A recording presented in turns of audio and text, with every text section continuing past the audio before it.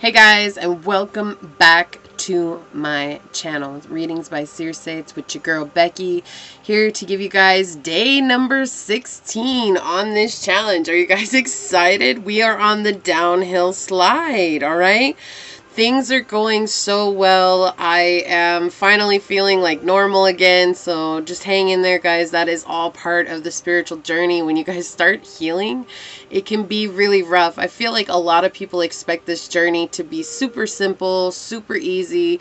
Like nothing's going to happen. Oh, it's just going to be like, you know, easy breezy, lemon squeezy, and it's not, guys. It is so not. There's a lot of challenges. So I'm coming at you guys in my comfy clothes today because after this I am going to go ahead and hit it hard with the solar plexus chakra today. I've got some yoga picked out already, guys. So I am sending you guys all kinds of light and love and encouragement for motivation. May you guys always find the strength to do what is right for you on this journey and to ensure that you guys are, you know, really taking this seriously for yourselves, not for anybody else, but for yourself, because it doesn't matter. There are going to be naysayers and there are going to be people who don't believe that this is the right way to heal.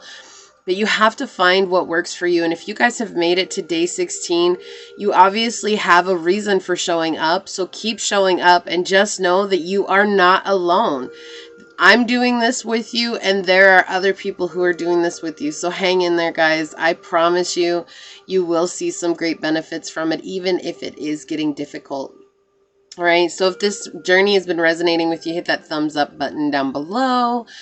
And subscribe to the channel, guys. Make sure you subscribe so you always know whenever I release a video. They will always come out at 2 p.m. Eastern Standard Time, just for ease and simplicity, and so you guys always know when to show up, all right?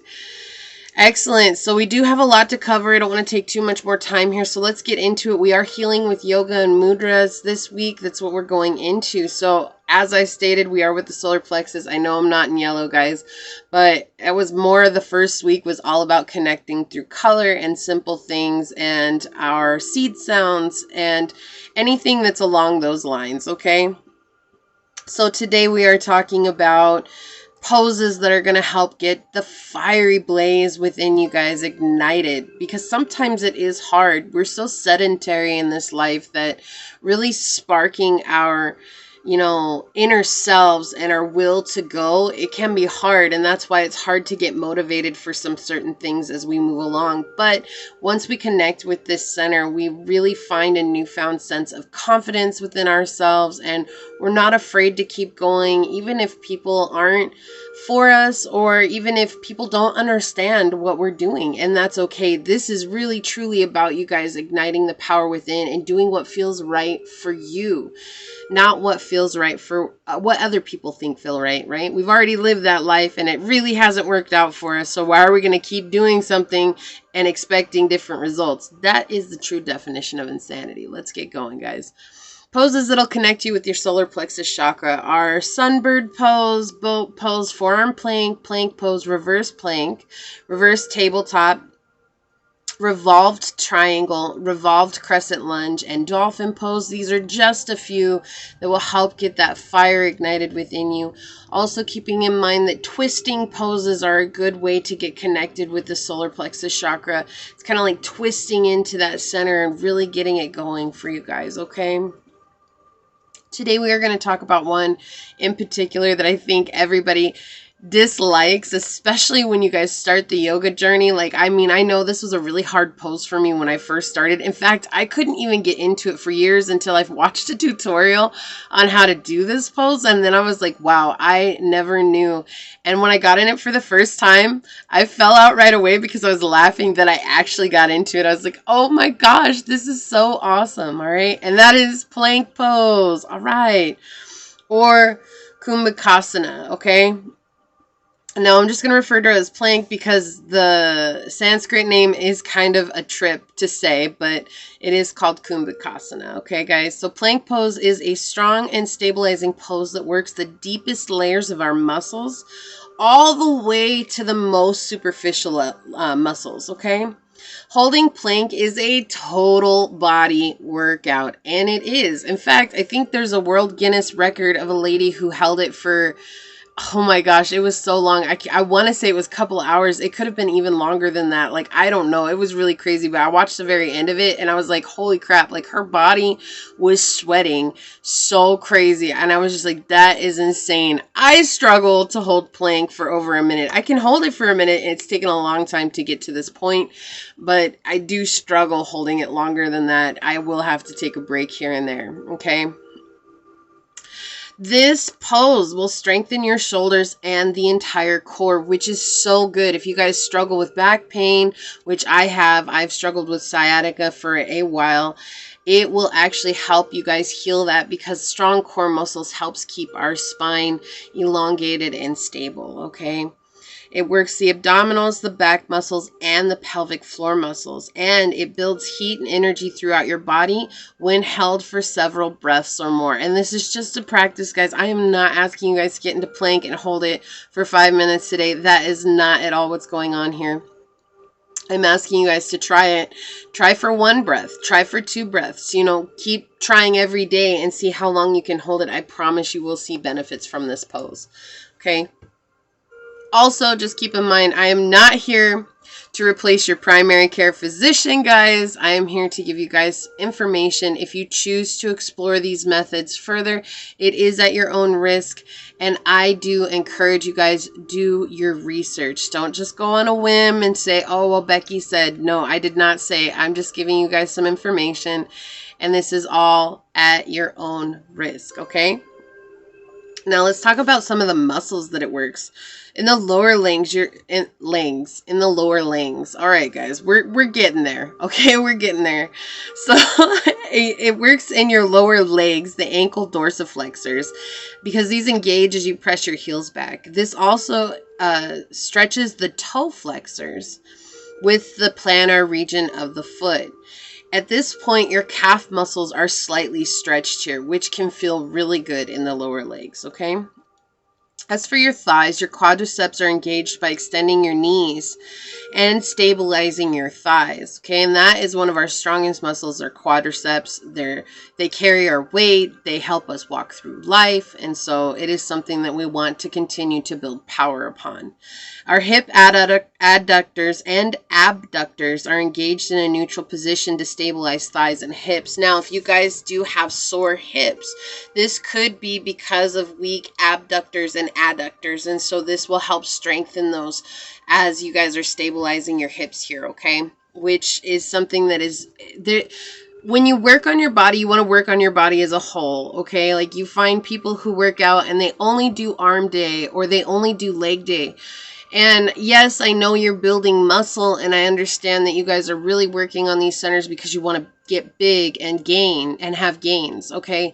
However, if we miss a vital part of our body, say our arms, we're missing out on some strength and some core energy that we could be building on. And likewise, if we skip out on leg day, we are not building a strong foundation. It's like building a pyramid upside down. It just doesn't work that way, guys.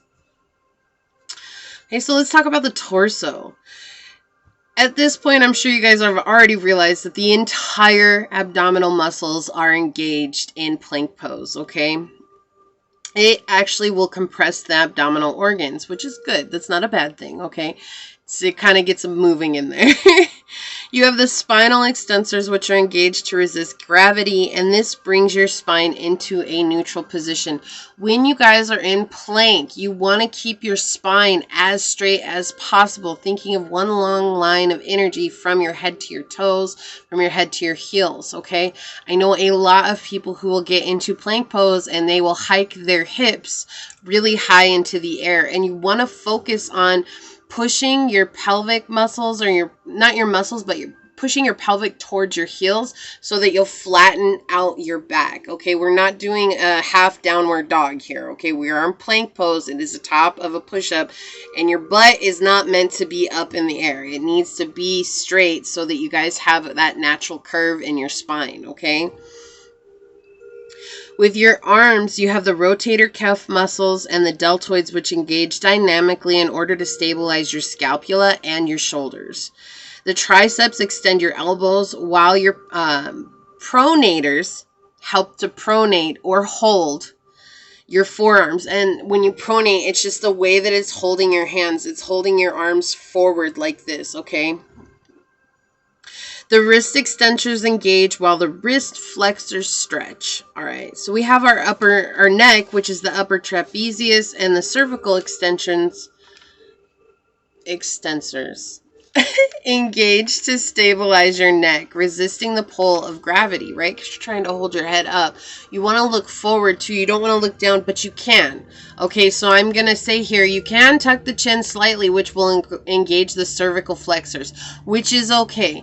In a normal plank, though, if you're not working on other aspects of your neck or your upper body, you do want to look forward. I mean, you don't want to put your head up like this, but you want to put your eyes out in front of you guys so you can hold this straight line, okay? And with your alignment, your hands are under your shoulders. You're pulling your hands back towards your feet without moving your hands, right?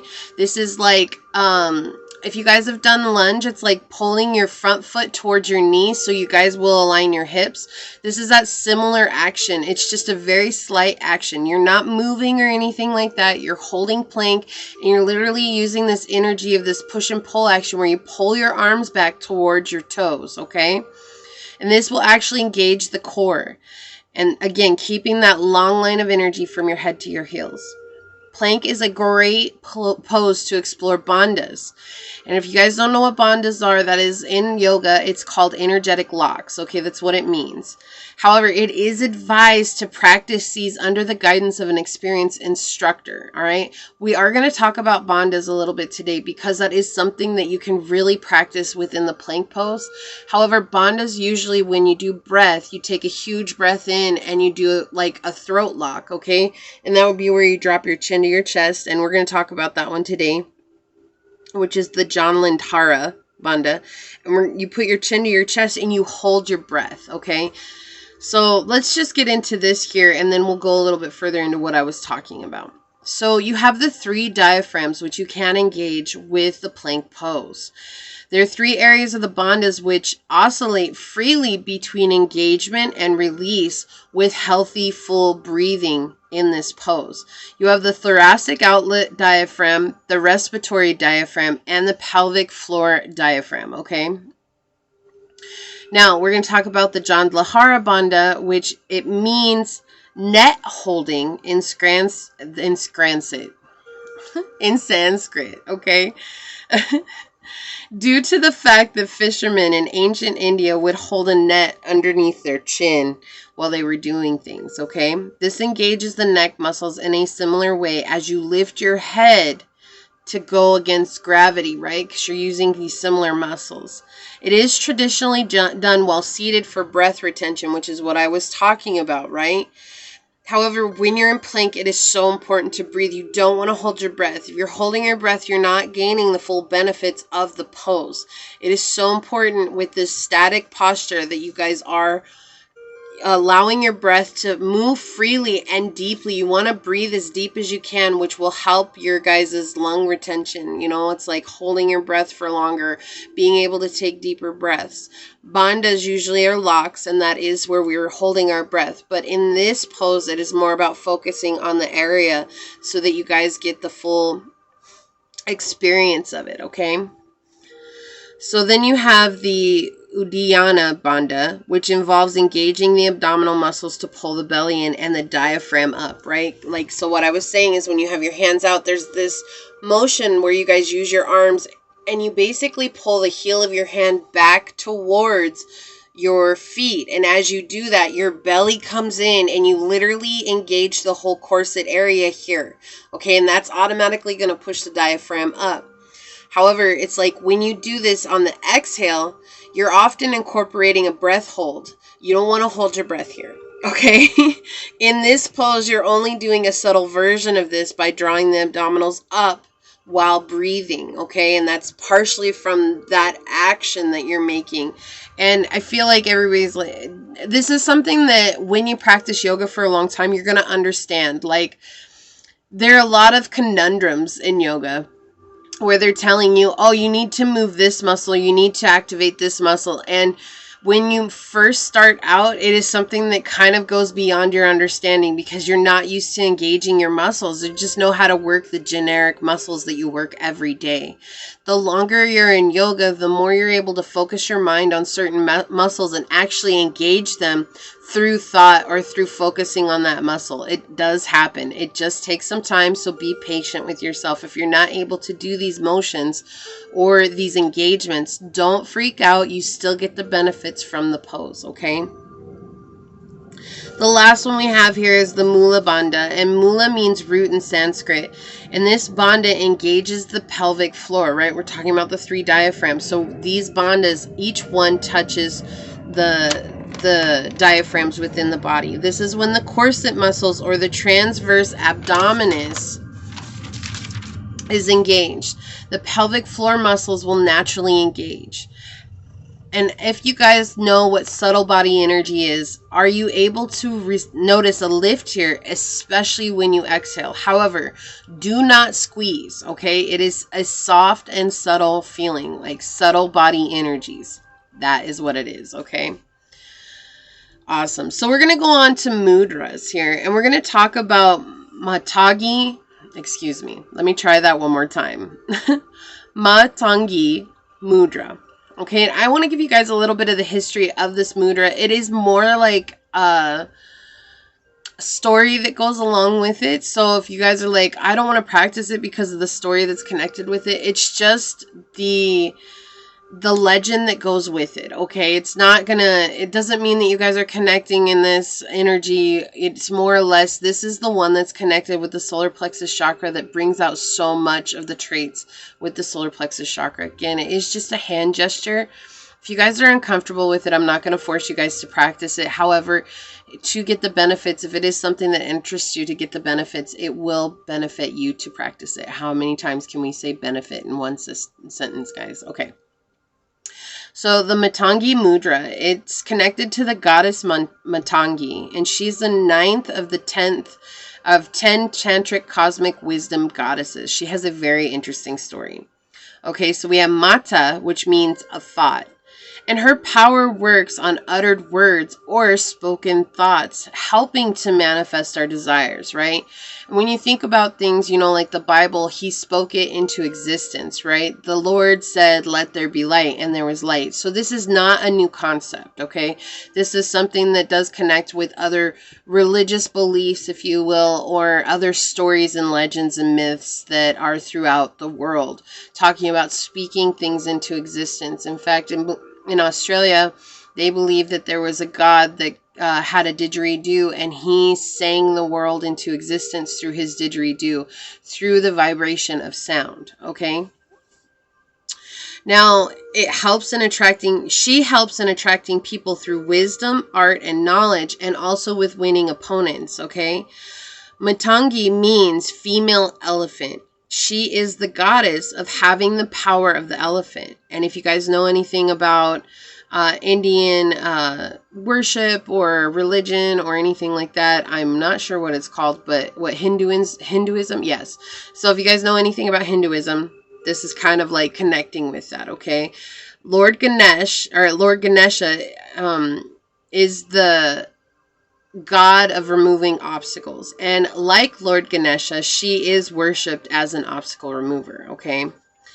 The Matangi Mudra shows direction ahead, and it does not focus on any obstacles in life. You just move towards the direction ahead. Now, how she came to be, they say that Lord Shiva and Parvati were visited by Lord Vishnu and his wife Lakshmi.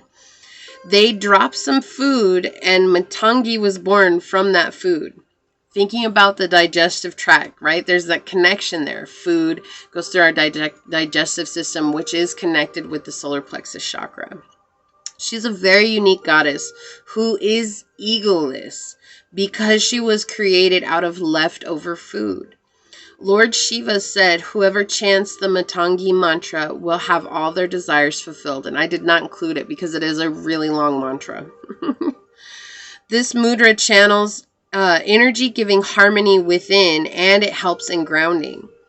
It gives relief from anxiety, stress, depression, and is said to rejuvenate the body and mind by directing energy towards the solar plexus chakra. Okay. This is our center of energy and the place where the ego resides. It is the channel of power, confidence, and self-esteem, right? And she is egoless. When we come into this state of allowing our spirit to be wholesome and guide us, we become as egoless. We don't let our emotional ego guide us anymore. We are letting our spirit guide us, which is very unique connection with Matangi, okay? This mudra helps break through blockages in the solar plexus chakra. It is the digestive system which generates our power source to human life. Brings good health, inner peace, self-confidence, joy, and many other benefits. You guys might notice improvements in the nervous system, the digestive system. It helps to relax jaw muscles, rejuvenating your body and mind. It helps to achieve your goals. It's relief from gallbladder pain, and it helps with insomnia. Okay, and I want you guys, if you're open to it, to practice with this mudra in meditation today. And it's interesting because how you guys do it, you put your hands together, you're going to clasp all your fingers down, and you're going to lift up your middle fingers, okay? No, I'm not trying to flip you off. This is literally the mudra, okay? And you're going to press your middle fingers together and put it in front of your solar plexus. And you're going to meditate like that with this mudra, okay? And you guys are getting the benefits from this. Now, I did want to talk a little bit about the middle finger because it's generally thought of as flipping the bird, right? That's what it is. However, as you guys do further study, you're going to find that the middle finger, it actually is connected to our identity and materialism if you think about palmistry or anything like that, okay? It is connected to Saturn, which is and is understood to be the finger of authority. And I wanted to read a little bit about Saturn here because I thought this was interesting. It says Saturn is the planet of obstacles, responsibility, and ambition. It forces us to mature by presenting us with adversity. By holding up mirrors, we must face ourselves honestly, developing awareness around what to accept and what to reject. Where are we making the same mistakes again and again? Where do we resist growing into dependable adults? With Saturn's conscious awareness, we can begin to show up more dutifully for our families, careers, and society, right? Being able to take action on our ambitions by growing from the challenges that are presented to us, right?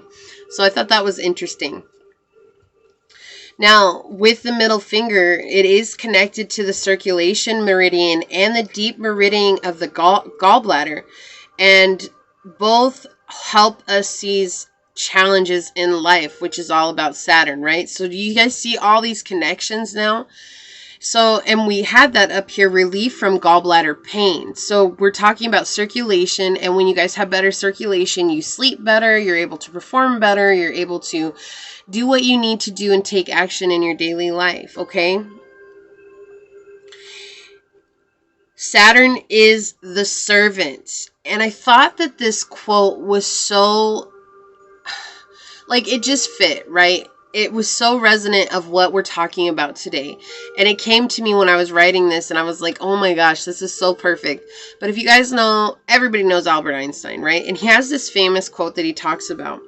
The intuitive mind is a sacred gift, and the rational mind, or ego, right, because that's what the rational mind is a faithful servant. We have created a society that honors the servant and has forgotten the gift. And if you guys were here for me for first week in regards to the solar plexus, we talked about how the gut feeling, our solar plexus actually has its own mind, and it is connected to us following our intuition. It isn't the eye or the seat of our intuition. However, it is that place where we take action on our intuitive insight. And again, that is something that falls in line here. Saturn is the servant. Have we made our intuitive mind the master? Or are we still being run by how others make us feel, how this situation makes us feel, what's going on outside that we can't see? Those are important things to think about, because no matter what you do, and that's why I started this video with what is going on, because no matter what you do, you're going to win some and you're going to lose some, but you're going to live. to fight another day. All right.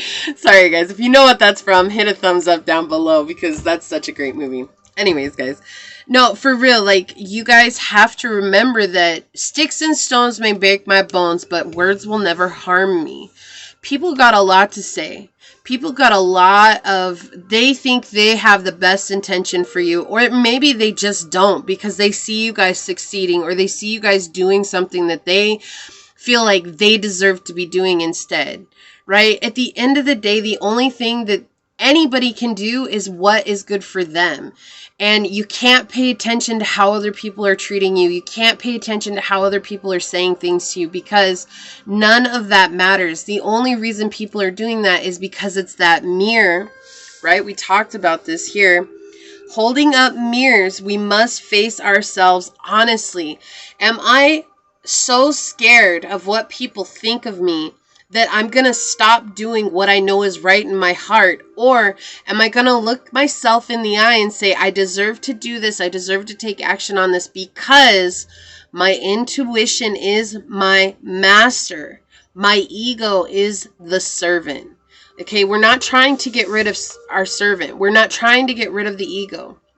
We need our rational mind. We need our identity, right? That is part of what makes us human, is our identity. So we're not trying to kill the ego. However, when we talk about egoic deaths, we're talking about this programming that has come up, that has taken over our lives. And that is where our action comes from, which is connected to the solar plexus chakra. We've taken action based on this programming for so long. That's what we want to get rid of. So when we talk about egoic deaths, we're talking about literally denying the programming. We're reprogramming ourselves. And that is what this journey is all about. It's to help you reprogram yourself and to get you reconnected with that beautiful energy that's within. Okay. So I hope that this helps. This one was exciting for me. I really was excited about this particular day. This week, I'm super excited just about the information that we have going on and everything. I can't explain it, guys. It's just, I don't know. I'm more excited each week. I'm excited about next week too, but that's next week. So let's just stay where we are, present with this week and get through this week. I think it's super exciting for me already. Let's get into the journal question for you guys. All right, so we're on week 3. Okay. How important is being significant to you now? What are some accomplishments you have achieved in the past? Why is being significant or insignificant important to you? Because not everybody wants to be significant, and that's okay. So really dive into that, guys. Spend some time with that and find out what that means to you. Okay. I want you guys to practice a 10-minute yoga that is on the playlist on my channel. So check that out. And then also when you guys meditate, practice the Matangi Mudra. Again, you're going to clasp your hands and then lift up your middle fingers. Just remember it is flipping the bird, okay, on both sides.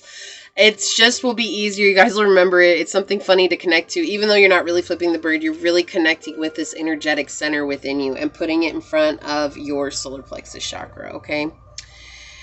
And also, you guys don't have to find a new meditation. You guys can use the meditation that you found and used already. The affirmation that I would like you guys to work with is, I easily and effortlessly blaze past boundaries blocking my path, right? We're talking all about destroying those boundaries that are in our lives, the obstacles that are holding us back, okay? Awesome. So this is what I have for you guys today. Day 16 is out of the way. If you guys are interested with this video, I did upload a tarot reading in regards to the solar plexus chakra. We're going to ask a question. I'm going to follow the same pattern and that I already had for this week. So you guys are more than welcome to check that out. It is not a requirement. It is just something extra for those of you that may be following my tarot journey or are interested in getting some further information that may or may not resonate with you guys, okay? Yeah, I think that's it, guys. I will see you guys tomorrow. Thank you for being here on this journey with me. I'm sending you guys out so much love and encouragement and a round of applause. You're here. We're on the downhill slide, guys. Let's get it. Let's get it. I love you guys. Bye.